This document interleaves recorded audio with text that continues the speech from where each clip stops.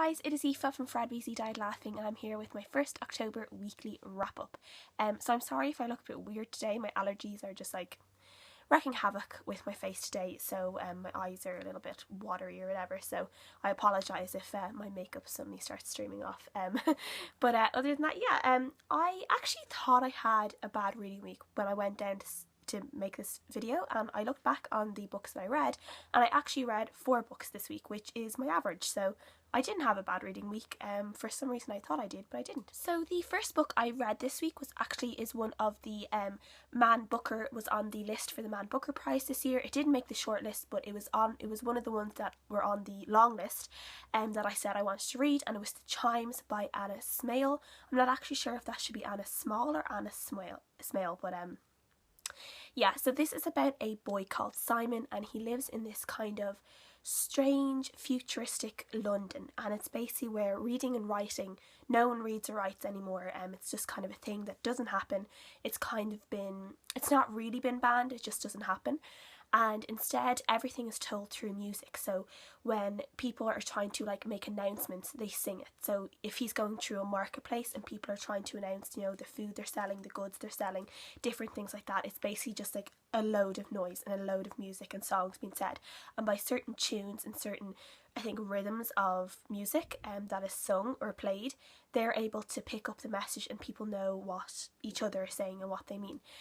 So it's a very particular kind of world. It's something I've never read about before, but basically we just kind of follow Simon. He moves from the country to London, and the thing about this world as well is that people don't retain memories. It's like every day their memories almost wiped clean, and they keep body memory, and they might keep different things like what their name is, and after a while certain memories come back to them, but they have the potential of losing memories every single day, and they're able to kind of put memories into a physical object before their memories wiped for the day. They're able to kind of insert a memory into an object somehow, and they carry around their memories with them all the time, and they're always at risk. If they lose that bag of memories, they're kind of at risk of losing themselves and possibly forgetting everything and who they are forever.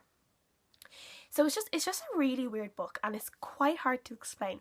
I don't want to tell you too much as well about what happens and what Simon goes through, because I think that's part of the book itself, and I think you kind of almost have to go into it not really knowing the whole story.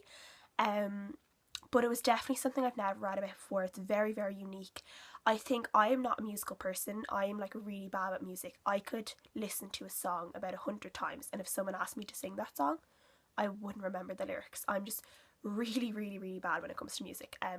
So I don't know any of the technical terms, and some of these terms are used instead of fast and slow. There's certain other words used, which I think has to do with music. So I was a little bit confused about that, and I'm sure other people are. So I wouldn't say don't get too daunted by it. I would definitely tell people to give it a go, especially if they're looking for something that's a little bit unique in reading. So I gave it a 3 out of 5 stars overall, because I don't think I liked it too much. I wasn't completely engrossed with it. I really loved the relationships that were formed in it. It was very, very gentle, there was nothing pushy about the love interests or the love relationships that did happen. It was kind of just like a side note attached to the main plot of the story. It was like something nice that happened on the side, and I really, really enjoyed that. And I just thought it was a really beautifully descriptive book. I would have loved maybe a little bit more to do with the world building. It was very kind of close knit to do with London, but it was just a really interesting read, and I'm really glad that I went and I read it. And yeah, I gave it 3 out of 5 stars in the end. And the next book I read was Dangerous Creatures by Garcia and Margaret Stohl, and this is kind of a spin-off series from the Beautiful Creatures series that those 2 authors have also wrote. So the Beautiful Creatures series is all set in this little kind of southern town, and it's about a family of casters who are basically like witches. And they are good. They can be good witches or bad witches, and when they turn 16, they're told whether they're good or bad. Something happens to them, and it's kind of like set. They're set as a good witch or a bad witch, or which is basically a light caster or a dark caster. And the book Beautiful Creatures tells the story of Lena, who's kind of half and half. She doesn't really know, and her decision whether she's going to be light or dark is like really, really powerful, and she can kind of change the course of everything.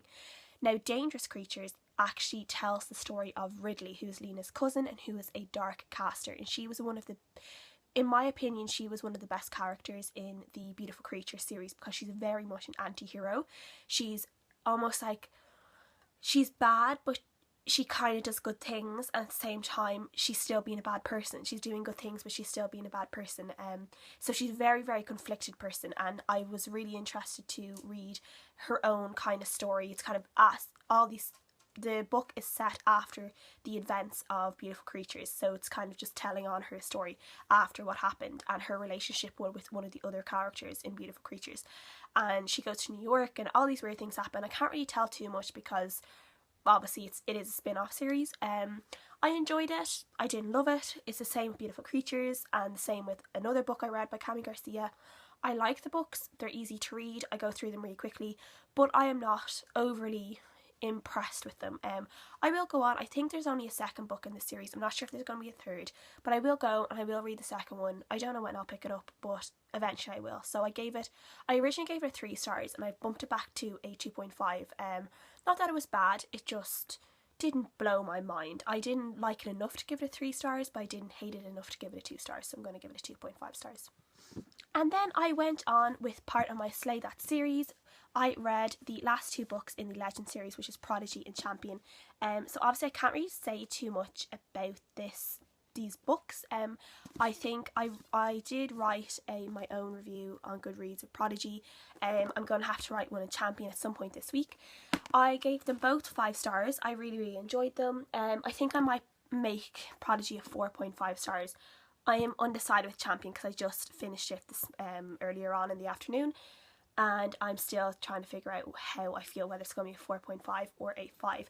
I know some people had issues with the ending of this book, and what I will say is it was almost a little bit of a cop-out for the issues they were dealing with, that the ending was the way it was, but I am glad at the very end there was a little bit of a time jump, and I am glad the ages they were when the book finished up, basically, when the little bit of the epilogue. I did like it. I think, I'm not sure, I'm still trying to figure out my thoughts on it, but I did really, really enjoy it. I was completely engrossed in the books. I just couldn't put them down. The only reason I put Champion down on Saturday was because I had to go to a friend's house and I couldn't get back until Sunday to finish it, but I would have finished it on Saturday afternoon if I had had the time to finish it. But I was completely engrossed, and they're really, really good stories. Day is my ultimate crush of the year, my literary boyfriend of the year. He's my book boyfriend, definitely, of 2015. I'm completely obsessed with him. I really wish he was a real person so I could fall in love with him and he could just be my boyfriend forever, but unfortunately that can't be. But yeah, I really enjoyed it, and if anyone hasn't picked up this series, I would definitely tell you to go and pick it up. And this week I'm going to do something a little bit differently that I don't normally do, and that is just a brief movie review. And that is because I went to see The Martian yesterday, which came out this week, and I went to see it yesterday, and I really, really loved it. I definitely didn't like it as much as the book. I think it lost a little bit of its humour. It wasn't as funny. I was a little bit disappointed that it wasn't as funny as I thought it would be, because my thing of what I took away from The Martian, the book, was how funny Mark Watney was. He is just the funniest character. He made me laugh out loud all the time. I really, really loved him.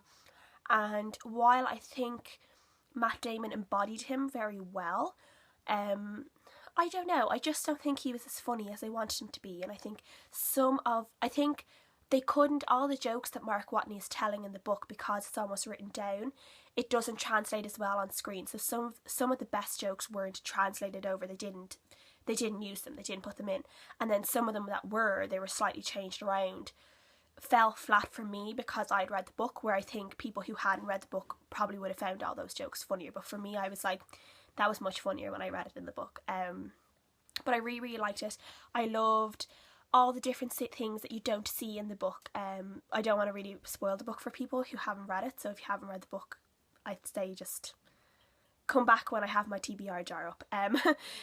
I think the bits with NASA were very good, and the bits where the public the public's reaction to Mark and when he came home and when they reunited, I thought that was really, really lovely, and it was very emotional, and I'm really glad they put that in, because that's something you don't get in the book. It was just wasn't something that was very viable to put in the book. It wouldn't have made sense, but I really, really enjoyed it in the movie, and it was very realistic, and I just really, really loved it.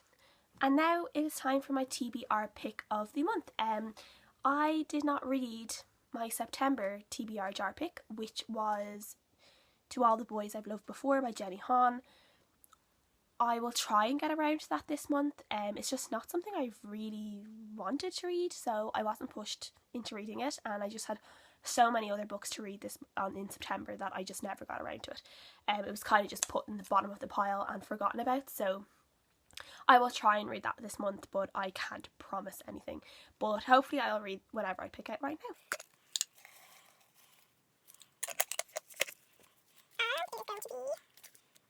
I Let You Go, which is something I have on my Kindle, and I have no idea what it is about, so that's that. So that is my September wrap up. That is the end of my first October weekly wrap up, and I hope you guys had a really good reading week. I hope you have a really good reading week and a really good week in general next week, and I will see you guys again next time. So bye!